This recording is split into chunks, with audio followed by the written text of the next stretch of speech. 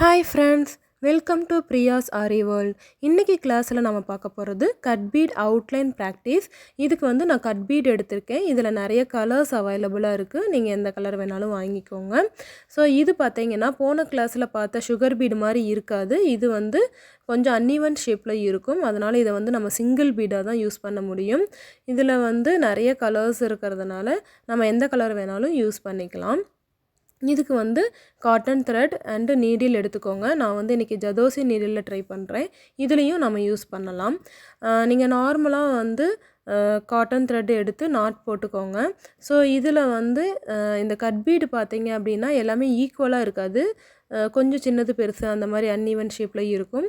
So நீங்கள் என்ன பண்ணுறீங்கன்னா காட்டன் த்ரெட் எடுத்து சிங்கிளாக எடுத்துக்கோங்க. சிங்கிள் த்ரெட் எடுத்து நாட் போட்டு எப்பயும் போல் ஸ்டிச் பண்ண ஆரம்பிச்சிடலாம். இப்போ வந்து நான் நீடிலில் லோட் பண்ணியிருக்கேன். இந்த கட்பீடை வந்து லோட் பண்ணியிருக்கேன். இதை வந்து ஒரு விரலில் இப்படி பிடிச்சிக்கணும். சரிங்களா? ஒரு விரலில் பிடிச்சிட்டு தான் நீங்கள் வந்து ஸ்டிச் பண்ணவே ஆரம்பிக்கணும். அப்போ தான் உங்களுக்கு கீழே வந்து விழாமல் இருக்கும். எப்போ தேவையோ அப்போ மட்டும் கையை வந்து லைட்டாக ரிலீஸ் பண்ணிவிட்டு ஒரு பீடை மட்டும் கீழே இறக்கிட்டு அதுக்கப்புறம் மறுபடியும் ஹோல்ட் பண்ணிக்கணும். அதுக்கப்புறம் நம்ம வந்து ஒவ்வொன்றா ஸ்டிச் பண்ண ஆரம்பிச்சிடலாம். இப்போ பாருங்கள், நான் கொஞ்சம் கையை வெளியே எடுத்துட்டாலும் எல்லா பீடுமே கீழே வந்துடுது. அதனால் என்ன பண்ணணுன்னா நம்ம மேலேயே ஹோல்டு பண்ணி வச்சுக்கணும். ஒவ்வொரு பீடாக கீழே இறக்கி நம்ம வந்து ஸ்டிச் பண்ண ஆரம்பிச்சிடலாம். ஒரு பீடுக்கும் இன்னொரு பீடுக்கு இடையில் கேப் வராமல் பார்த்துக்கணும். ஸோ ஃபஸ்ட்டு பீடு நம்ம ஸ்டிச் பண்ணிவிட்டு செகண்ட் பீடு போகிறப்ப அந்த செகண்ட் பீடை நல்லா உள்ளே தள்ளி விட்டுட்டு நல்லா நெருக்கமாக பக்கத்தில் கொண்டு போய் அதுக்கப்புறம் தான் ஸ்டிச் பண்ணணும். அப்போ தான் நமக்கு வந்து கேப் தெரியாமல் கண்டினியூவாக வரும்.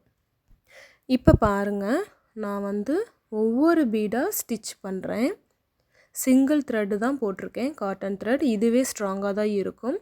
ஒவ்வொரு தடவையும் நம்ம வந்து நீடிலில் ஹோல்டு பண்ணிவிட்டு அதுக்கப்புறம் தேவையான பீடை மட்டும் ரிலீஸ் பண்ணி ஹோல்ட் பண்ணி நம்ம வந்து ஸ்டிச் பண்ண போகிறோம். ஸோ இந்த ஹேண்டில் பண்ணுற விதம் வந்து உங்களுக்கு கொஞ்சம் கஷ்டமாக இருக்கலாம். ஸ்டார்டிங்கில் அப்படி தான் இருக்கும். போக போக உங்களுக்கு அது பழகிரும். அதுக்கப்புறம் ஈஸியாக தான் இருக்கும். ஒன்றும் பிரச்சனை இல்லை. எடுத்த உடனே ஸ்பீடாக போடணும் அப்படின்னு நினைக்கவும் கூடாது. கொஞ்சம் பொறுமையாகவே போடுங்க.